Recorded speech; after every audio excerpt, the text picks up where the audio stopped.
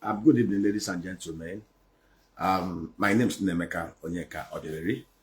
I'm here to discuss scientifically and properly designed landscape structural strategic work plan on how we can easily revolutionize and ramp up rice production in Nigeria in such a way that will crash the price of milled rice in Nigeria and produce enough rice that will meet 100% of our domestic consumption and generate export revenue of over $10 billion annually. You know, I was looking at the number between Nigeria and Vietnam. Vietnam landmass of 330,000 square kilometer, 100 million people. They produced paddy rice of about 42 million tons per annum, cultivating over just about 7 million hectares of land. They produce 27 million tons of milled rice. They consume 20 million tons and export over 7 million tons and generate between 4.5 to $5 billion. Vietnam rice consumption is 4 or 5 times that of Nigeria. They do almost about 240, 250 kg per capita compared to our paltry 60, 65 kg per capita. Now, what do we do? There's nothing Vietnam is doing that we cannot do. Interestingly, Nigeria is within the tropicals. The climatic conditions of Nigeria, we have massive water bodies, more than whatever that is in Vietnam, that can even give us better yield if we do the right things. And what do we do? Very simple. If we have thinking governors and thinking local government chairmen supported by the federal government of Nigeria, under our unique missions, communities, diaspora, private, public partnership arrangement, we can execute massive rice revolution within the next 1 year. We'll be able to produce about 27, 30 million tons of milled rice, over 45 million tons of paddy rice across 2,500 rice clusters, 300 to 500 hectares each, out of the 8,809 electoral wards that we have in Nigeria, in selected rice belts within Nigeria. For those of us from the southeast, between Abakaleke, Abia State, Anambra, Enugu, Imo, we can actually do about 500,000 hectares of paddy rice clusters within the southeast of Nigeria. And there's no rocket science about it. Currently, Nigeria produces about 5.2, 5.3, 5.5 million tons of milled rice out of paddy rice output of about 8.5 million tons, cultivated in 3.3, 3.5 million hectares of land, according to records by USDA. And interestingly, our rice yield is about 2 to 2.5 tons per hectare, which is very poor compared to Vietnam that does almost about 6.5, 7, 8 tons per hectare.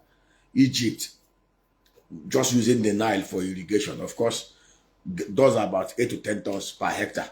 China does about 10 tons per hectare. And of course, the varieties that produce this, it's not just having the right variety. The right agro practice is very, very key. Right irrigation system, high-tech irrigation system is very, very key. And of course, the knowledge of the farmers. What we have here, we have over 70 million. I don't want to use ugly words, but most of those who engage in agripreneurship in Nigeria do not even have the basic knowledge of what to do. Knowledge is power. Knowledge is power. Education is very powerful. It's very, very powerful. And we can easily train those that will put into the field and those across the whole value chain. So what do? We can't reinvent the wheel. We have the best climatic conditions. We have the massive land mass. We have water bodies. We can easily replicate. There's nothing that they are doing in Thailand, in Egypt, in Vietnam that we cannot do times 2 better. If we have thinking governors, we're not even asking the governors, local government chairmen, to bring their fact or their jack. All we ask them to do is to provide security, to provide protection of lives and properties, and the basic infrastructure for things and programs and policies and laws for things to work well.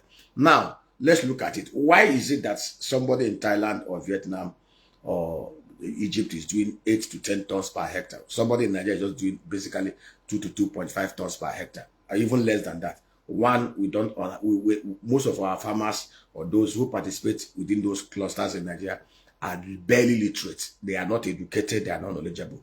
Two, we have some of the worst agro practices. We don't even have the right mechanized equipment to run the farm. The technology is not there. And of course, we don't even have the incentives and support, financing to do it. But we have devised special arrangements that we term the missions, community diaspora, private public framework through which we can drive this. We have 809 electoral ward. All we just need to do is to create clusters of 300 to 500 hectares within 2,500 to 2,500 clusters out of the 8,809 electoral wards in Nigeria, within the rice belts in Nigeria. In the southeast of Nigeria, we can easily do 500,000 hectares of paddy rice farm between Anambra, Enugu, Imo, Abia, and Ebonyi State. Ebonyi can do about 72,000 hectares. Enugu can do almost about 100,000 hectares. So we have the land mass, we have the population, we have the people. All that we need to do is I am privileged to chair Southeast Farms and Agricultural Processing Company Limited, and we have been at the forefront of this advocacy for us to do agric right. Just the same way Michael Obara did it between 1959 to 1966. Knowledge is key. We said within these clusters, we as CEFAPCO, we mobilize all the funding to set up tech and mechanized agric equipment clusters. In every of the world, we provide the bulldozers, the tractors, the harvest, all the high-tech equipment that will be used by the cluster participants. We will lease it to them, we will procure it, we will lease it to them. In such a way that we can reduce the cost of production per hectare. Working with the government, we will provide them with the high-yield varieties, the cultivars. It's not the cultivars that we have here, the cultivars. There are special cultivars. The new African rice species does about 4 to 6 tons. We can actually get the Japonics that the Egyptians are using, or any other variety that will even do well here in the tropicals, that can give us that yield of 6 to 8 tons per hectare. Even if it is 6 tons per hectare, it's manageable. At least it helps us to, competitively produce alongside with what others are doing. Now, within those clusters, every hectare, for every 2 hectares, host communities where the land is procured, we provide the people. You can't take their land. They will provide the people that will manage those clusters so that nobody tampers with their land, so nobody grabs their land. So for every 2 hectares, we'll have 1 person. So that simply means in a cluster of 500 hectares, we have direct 250 direct agripreneurs that will manage 500 hectares. And of course, we'll create almost about 750 indirect jobs within that place that pays so well. We provide the mechanized equipment support, leasing support for all those within all those clusters. And we will also set up processing factories. It will shock you if I tell you the price, the cost of setting up a mini cottage, high-tech automated rice mill that can do almost about 1 ton per hour, that can do almost about 8 to 10 tons of rice milling per day. If I tell you the cost, the price, you will be shocked. It is cheaper than most people envisage. And we have the kind of machines that are 5-in-1, that will mill, that will destone, that will polish, that will separate the long grain from the short grain, that will separate the bran from the chaff, and everything. Very cost competitive. We will help to mobilize and set it up in those clusters. Government, they are not bringing. The only thing government will do is to provide the infrastructure. Help us provide roads within those clusters, help us to establish the high-tech irrigation framework within those clusters. That's what the government will do. And of course, government will provide, working with the private sector, will set up a PPP-driven commodity boards for offtake of most of this output from the farms. Of course, we will set up storage centers for both paddy rice and milled products, milled rice within those clusters. Private sector, wholly driven. And what is the big deal about this? If we do this, 2,250 clusters of 300 to 500 hectares of rice will produce about 42 million tons of paddy rice. We will produce about 27.5 million tons of parboiled milled rice. Our annual consumption, based on our per capita consumption established, is about 7.5 million tons. So we can actually export the remaining 20 million tons, and generate nothing less than $10 billion. We will create practically over 10 million direct jobs and millions of indirect jobs. We will add trillions of naira into our GDP. And this is just from the rice value chain. We can replicate the same model across all the other agro value chain, from palm to cocoa to moringa to date palm plantations to other cash crops, yam and all those of cassava. See, there is no reason why Nigeria cannot be 100% domestic food self-sufficient. There's no reason why Nigeria cannot generate and earn nothing less than $250 billion from the agro value chain. There's no reason Nigeria cannot easily produce 20 to 50 million, 30 to 30 million agripreneurs that are multi-millionaires, consistent basis. The agro parks will be insured using the Nigeria Insurance Corporation. The only thing that government will do, will expect government to give us guarantee, so that it's not when we'll invest in those clusters, herdsmen will come and destroy it. Government will provide security, provide the basic infrastructure, and through the deposit money banks where they have their fact and jack, provide guarantee to the private sector investors, so that in case they are not able to provide security and herdsmen enters the land and destroy it, they will pay us. Through these schemes, we will, sector by sector, we've done the numbers. We have the templates. Oh, that, you know, there is this sickening tendency for everybody to look up to Abuja. Go and check the 1965 revenue waterfall in Nigeria across its 4 regions. Then we had the northern region, the western region, the midwestern region, and the old eastern region. Outside the federal government of Nigeria, the old eastern region under Michael Okpara in 1965 generated more revenue than every other region. And most of this revenue was agro-driven. Michael Okpara in 7 years scientifically developed 214-kilometer agro-industrial belt. If Michael Okpara could envision and execute such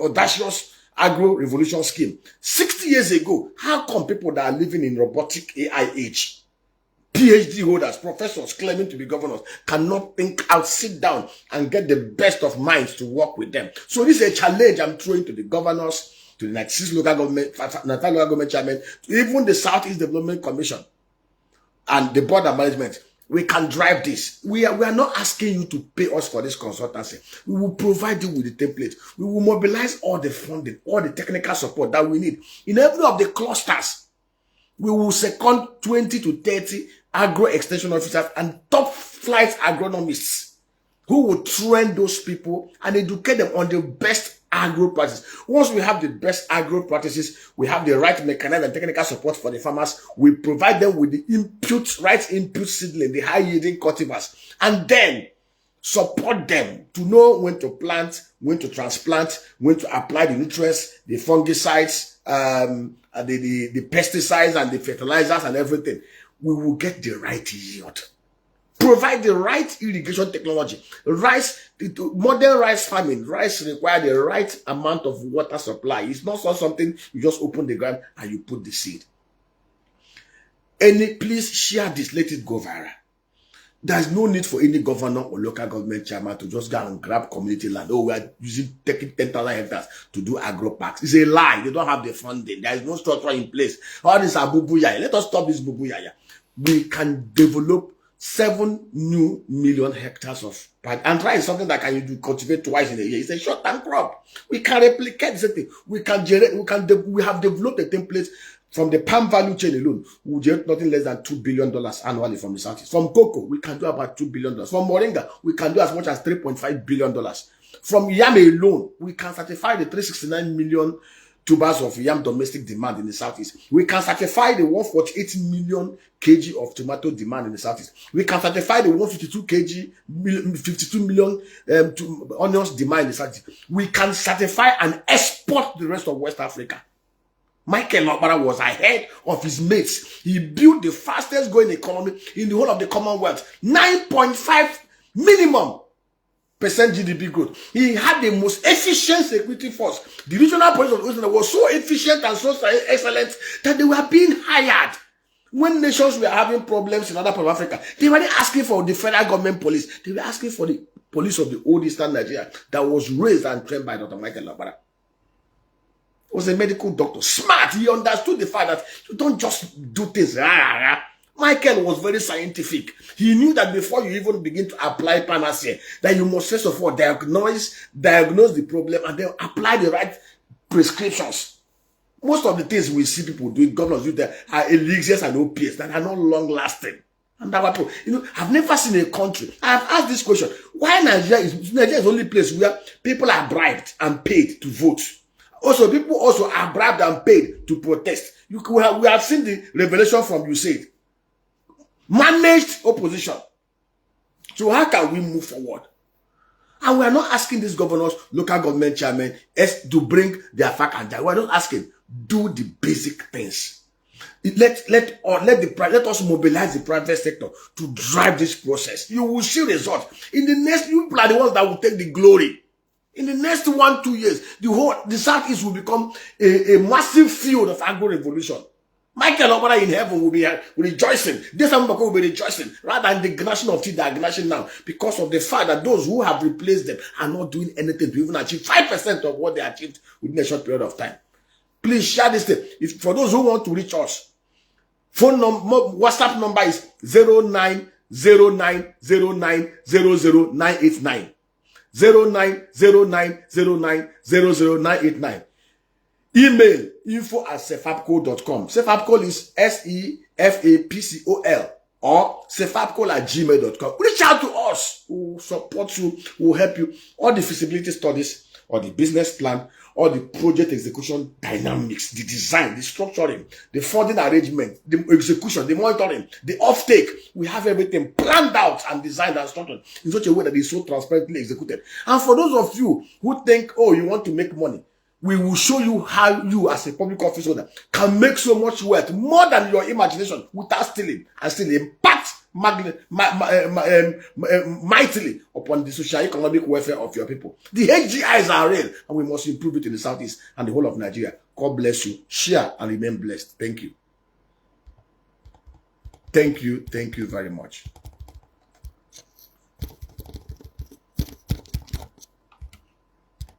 We will get